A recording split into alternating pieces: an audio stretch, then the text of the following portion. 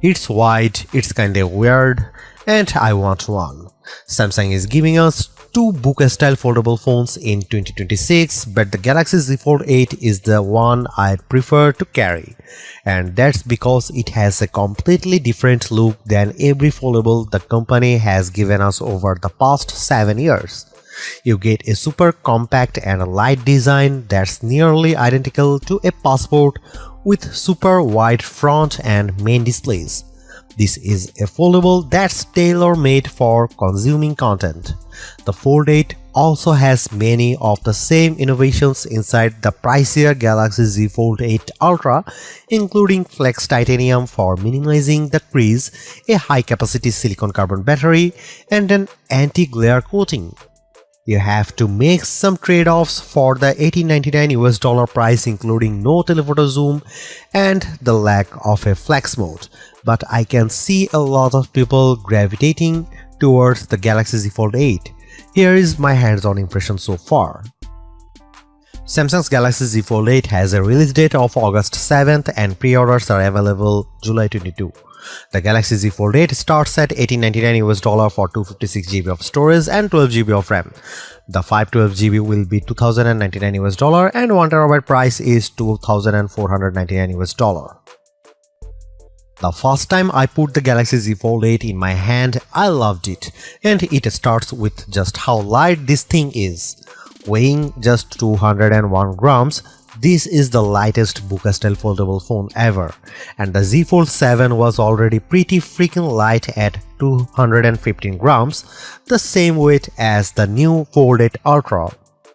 The thing I noticed was just how wide the front display is. It feels much less cramped on the Z Fold 8 Ultra. When you do open to the main 7.6-inch screen, you will appreciate that the black bars are minimized above and below the display. Another plus is that Samsung precisely engineered the side frame to make this foldable easier to open than the Fold 7 thanks to the new grooves that have been machined into the edges. Hit the crease? Samsung has dramatically reduced it thanks to the new Flex Titanium technology, and yet the Fold 8 is tested to withstand up to 500,000 folds, which I saw firsthand in Korea ahead of launch. The IP48 rating on the Fold 8 means you get water resistance but no dust resistance, which is a shame because this is a phone I'd like to use for a beach reading. The 10-megapixel camera punch-out on the main display continues to be a bit of an eyesore, so those hoping for the return of an under-display camera will be disappointed. And don't expect S Pen support either, which would have been nice on such a wide canvas. Measuring 161.4 by 123.9 by 4.5mm unfolded and 123.9 by 81.9 and 9.7mm folded, the Z Fold 8 isn't quite as slim as the Fold 8 Ultra, but this is definitely not a bulky handset. To me, the standout Fold 8 color is lavender, but you can also pick from graphite and cream, and there is a pistachio option online only. To be clear, Samsung is not the first to launch a wide book style foldable. Huawei already has the Pura X Max with 5.4 and 7.7-inch displays, but it's heavier and thicker than the Fold 8 and not available in the US. The front display on the Galaxy Z Fold 8 measures 5.5 inches, which seems small, but its wide 10:16 aspect ratio makes it easy on the eyes, whether you are scrolling TikTok or typing with two hands.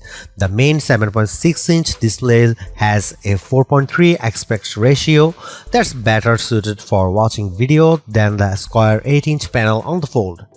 The black bars are there, but they are less noticeable. Flip the Fold 8 around and you get a 3:4 aspect ratio that's great for browsing the web or reading ebooks. I just wish the keyboard didn't take up so much of the screen when you are typing. Samsung has boosted the brightness on the Z Fold 8's main display to a whopping 3000 nits, which is the brightest on any Samsung phone and a pretty big leap from the 2600 nits on the Fold 7. During my hands-on time, I actually had to turn the brightness down a bit to capture the screen best for video. It gets better. Samsung has also applied an anti-glare coating to the main display, so it should be much easier to use outdoors in direct sunlight.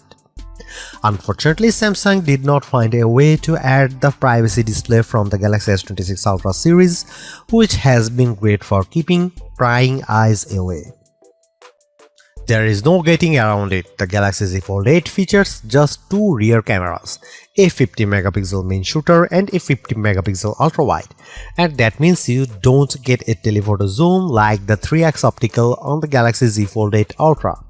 Provided you can live without that third lens, you should be pretty happy with the photo quality from this foldable. Samsung in particular has focused on better nightography performance for photos and videos, and I tried it out during a demo. The images I took looked brighter than through the Z Fold 7, but I wouldn't say the detail was better. Another upgrade is dual recording.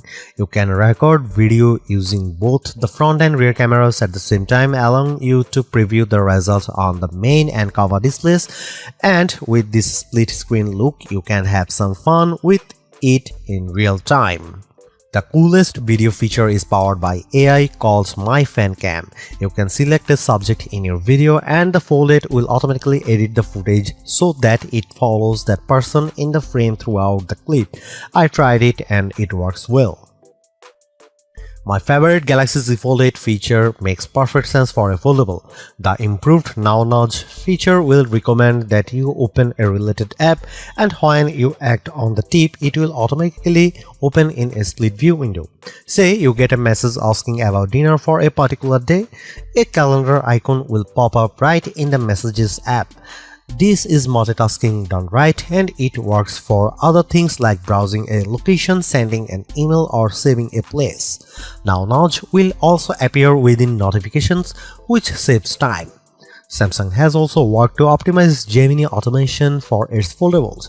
So if you go to book a vacation using Expedia and have Gemini do most of the work for you, the work will appear in a pop-up window, and you can dive in at any time or just wait until it's time to pull the trigger on the reservation and take over. There is some things I think could be better with the software experience. For example, if you're browsing TikTok and click on comments, it takes over most of the screen and it's hard to see the content. It would be better if the video shifted to the left and the comments were on the right. I'd like to see Samsung work with Google and developers to better optimize apps for the Fold 8's ultra wide screen. If you liked Flex Mode on previous Samsung foldables, you won't find it here. So if you like the idea of using your phone like a mini laptop with the main app area up to the top and controls down below, which has come in handy for me when making Google Meet calls, you will want to pick the Fold 8 Ultra instead. The Galaxy Z Fold 8 is powered by the latest Snapdragon 8 Elite Gen 5 for Galaxy chip and is paired with 12GB of RAM for the starting configuration with 256GB of storage and the 512GB model. If you want 16GB of RAM, you'll have to step up to the 1TB version. We have not yet tested this chip inside the Fold 8, but it is delivered remarkably good performance inside the Galaxy S26 Ultra. It beat the iPhone 17 Pro Max on the Geekbench multi-core test as well as the 3D Mark Solar Bay Unlimited graphics test. It's been a long time coming, but Samsung has finally embraced silicon carbon technology for the Fold 8, and that allows this phone to pack a pretty beefy 4800 mAh of capacity despite having a more compact design than the 4400 mAh Galaxy Z Fold 7. The Fold 8 Ultra goes all the way up to 5000 mAh using the same tech. The charging on the Z Fold 8 also gets an upgrade. Wired charging is now 45 watt, up from 25 watt on the Fold 8. That means you should get 69% in 30 minutes. The wireless charging gets a boost too, going from 15 watt on the Fold 7 to 20 watt on the Fold 8. Just don't expect MagSafe-like magnets on this design. You will still need a case to enjoy that mark, which is a bummer. I really need to live with the Galaxy Z Fold 8 to see if my initial infatuation lasts, but right now it's my favorite foldable design yet. I really like the white front and main displays as well as just how light this thing is. Other perks include a greatly reduced crease, a brighter main display and a pretty beefy battery. And while I am getting kind of sick of AI features, I can see myself using things like Now Nudge and My Fan Cam. I wish I didn't have to sacrifice a telephoto zoom, but overall I feel like Samsung made the right trade-offs to deliver a big screen foldable in a very pocket-friendly design.